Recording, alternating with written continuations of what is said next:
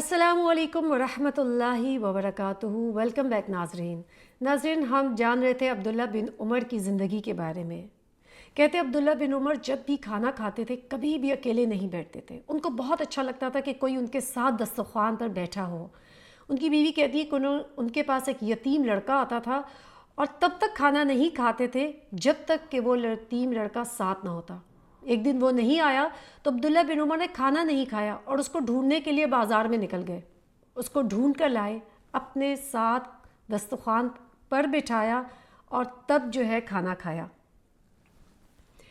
عبداللہ بن عمر کے بارے میں یہ بھی کہا جاتا ہے کہ رسول صلی اللہ علیہ وسلم کے نقش قدم کی بالکل 100% پیروی کرتے تھے۔ اللہ کے رسول صلی اللہ علیہ وسلم کی جیسے نماز تھی، جیسے عبادات تھیں، عبداللہ بن عمر ویسی ہی نماز اور عبادات کرتے تھے۔ کہتے ہیں کہ اللہ کے رسول صلی اللہ علیہ وسلم نے اگر کسی درخت کے نیچے آرام کیا ہوتا تو یہ جب بھی سفر پر جاتے اس درخت کے نیچے آرام کرتے۔ اللہ کے رسول صلی اللہ علیہ وسلم نے ایک درخت کے نیچے آرام کیا تو کہتے ہیں اس درخت کو ساری زندگی اس لیے پانی دیتے کہ کہیں وہ مر نہ جائے۔ عبداللہ بن عمر کے بارے میں یہ بھی کہا جاتا ہے کہ آپ صلی اللہ علیہ وسلم کی اتنی زیادہ پیروی کرتے تھے کہ اللہ کے رسول صلی اللہ علیہ وسلم جب بھی حج کے لیے جس جگہ سے احرام باندھا تھا، یہ جب بھی حج یا عمرے کے لیے جاتے وہیں سے اسی جگہ سے احرام باندھتے تھے۔ کیوں؟ صرف اللہ کے رسول صلی اللہ علیہ وسلم کی پیروی میں۔ کہتے ہیں فتح مکہ کے بعد جب یہ مسجد میں داخل ہوئے تو فوراً حضرت بلال رضی اللہ عنہ کے پاس گئے اور ان سے پوچھا کہ اللہ کے رسول صلی اللہ علیہ وسلم نے کہاں نماز ادا کی تھی، تو جو جگہ انہوں نے بتائی اسی جگہ پہ جا کر 2 رکعت نماز ادا کی۔ کہتے ہیں جب مکہ میں داخل ہوتے تو اپنی اونٹنی کو 2 چکر دیتے تھے۔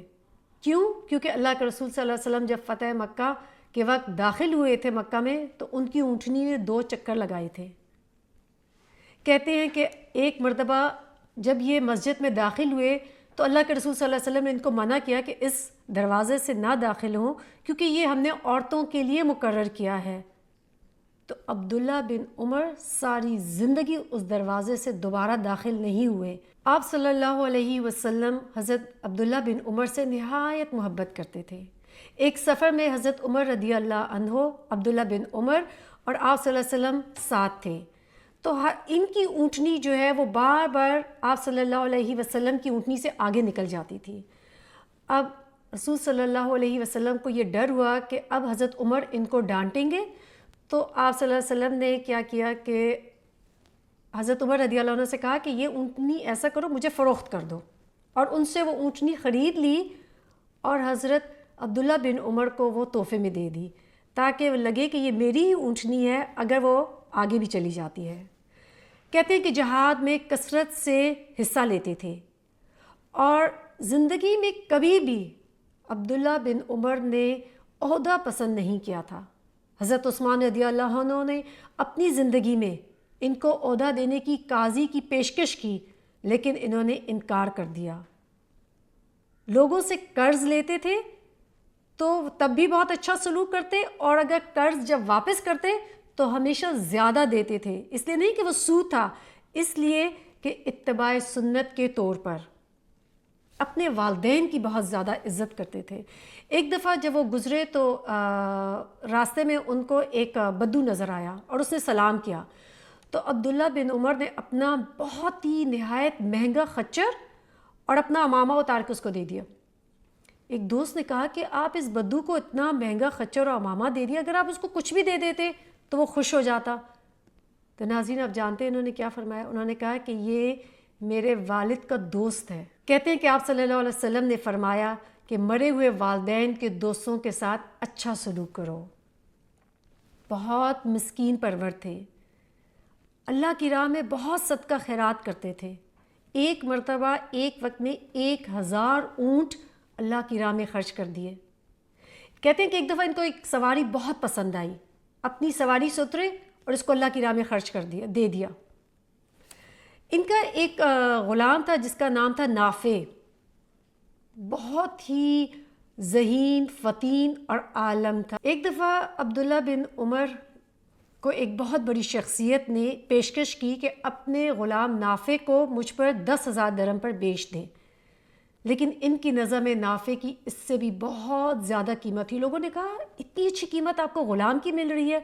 تو انہوں نے کہا کہ نہیں، نافع بہت زیادہ قیمتی ہے.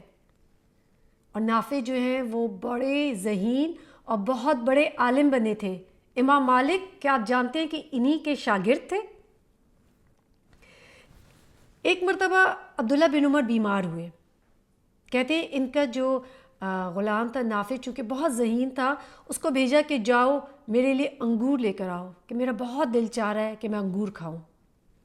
کہتے ہیں کہ نافع انگور لینے گیا اور لے کر آیا. جب کھانے لگے تو باہر سے کسی فقیر کی آواز آئی کہ اللہ کے نام پر کچھ دے دو. کہتے کھاتے کھاتے فوراً رک گئے اور نافع سے کہا کہ جاؤ اس فقیر کو یہ انگور دے دو. نافع چونکہ بہت ذہین تھا، باہر گیا اور فقیر کو انگور دیا اور کہا کہ کیا تم یہ انگور اب مجھ پہ بیچ دیتے ہو؟ تو اس نے کہا ہاں ٹھیک ہے. تو کیا کیا، اس سے انگور جو ہے 1 درہم پر خرید لیا. واپس انگور لے کر عبداللہ بن عمر کے پاس آئے. جیسے ہی وہ کھانے لگے تو فقیر نے واپس جو ہے باہر ایک آواز لگا دی کہ اللہ کے نام پر کچھ دے دو. کہتے دوبارہ عبداللہ بن عمر نے نافع کو دے دیا کہ جاؤ اس فقیر کو دے دو. وہ دوبارہ اس کے پاس لے گیا، اسی طرح دوبارہ خرید لیا، پھر لے کر آیا. تیسری دفعہ بھی اس فقیر نے یہ کیا. کہتے باہر جا کر اس کو ڈانٹا کہ اللہ کے بندے، وہ اتنے بیمار ہیں، اتنے کمزور ہو گئے ہیں، تم پلیز یہ لے کے، اور اس کو کہا کہ تم کیوں نہیں یہ پیسے لے کر چلے جاتے تاکہ وہ آرام سے انگور کھا لیں. اس طرح واپس آئے اور عبداللہ بن عمر نے انگور کھائے. تو آپ سوچیں کہ یعنی اس سے ہمیں احساس ہوتا ہے کہ کتنا زیادہ اللہ کی راہ میں خرچ کرنے والے تھے. یعنی اللہ کی راہ میں ان سے کچھ مانگ لیتا کوئی تو وہ اپنی ذات پر دوسرے کو ترجیح دیتے تھے. اور کہتے ہیں اس طرح عبداللہ بن عمر نے انگور کھایا. فقہ کے بہت بڑے ماہر تھے، لیکن اگر کوئی ان سے پوچھتا تو وہ کہتے میں نہیں جانتا. اور پھر کہنے کے بعد اپنے آپ کو بہت شاباش دیتے تھے اور کہتے تھے عمر کے بیٹے نے کہا کہ میں نہیں جانتا. اس پہ لیں گے ایک چھوٹا سا بریک. السلام علیکم ورحمۃ اللہ وبرکاتہ.